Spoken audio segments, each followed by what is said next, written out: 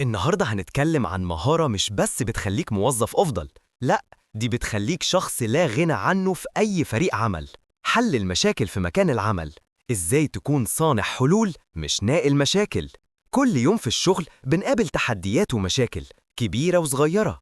كتير مننا لما بيقابل مشكلة بيشتكي منها أو بينقلها للمدير من غير ما يفكر في أي حل، وده بيخلينا نكون جزء من المشكلة مش جزء من الحل. الحقيقة إن الفرق بين الموظف العادي والموظف المتميز هو القدرة على حل المشكلات. لما تكون عندك المهارة دي بتتحول من مجرد منفذ لمهام إلى شريك حقيقي في نجاح الشركة.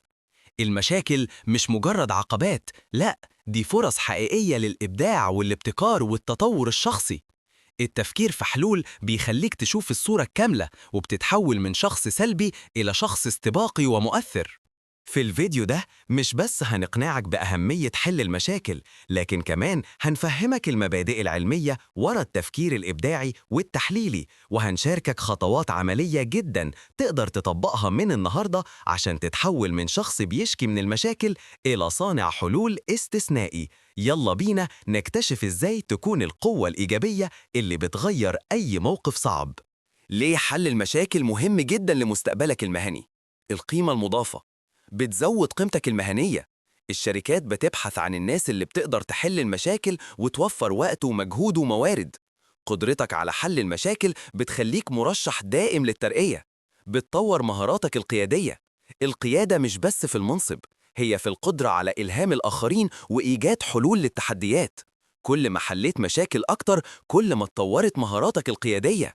بتزود ثقتك بنفسك. كل مشكلة بتحلها بنجاح بتزود إيمانك بقدراتك وبتخليك أكتر استعداداً لمواجهة تحديات أكبر في المستقبل.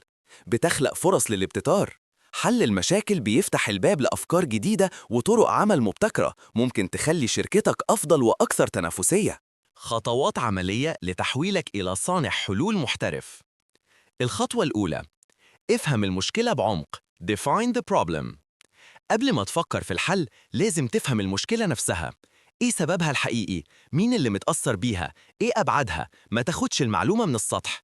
اسأل أسئلة زي ليه ده بيحصل؟ أو إيه اللي ممكن يسبب ده؟ الخطوة التانية: فكر في حلول كتير. Brainstorm solutions. مش لازم أول فكرة تجيلك تكون هي الأفضل. حط كل الأفكار الممكنة على الترابيزة، حتى لو كانت غريبة أو مستحيلة في الأول. استخدم تقنيات زي العصف الذهني مع فريقك. الكم بيجيب الكيف. الخطوة الثالثة: اختار أفضل حل. Choose the best solution. بعد ما يكون عندك مجموعة من الحلول قيمها. إيه الحل اللي هيجيب أفضل نتيجة؟ إيه الحل اللي هيتكلف أقل؟ إيه الحل اللي ممكن يتنفذ في وقت قصير؟ اختار الحل اللي بيجمع بين الفعالية والواقعية. الخطوة الرابعة: نفذ الحل وتابع النتائج. Implement and monitor. الحل على الورق ملوش قيمة. نفذ الحل اللي اخترته وتابع نتائجه بانتظام. هل المشكلة اتحلت فعلاً؟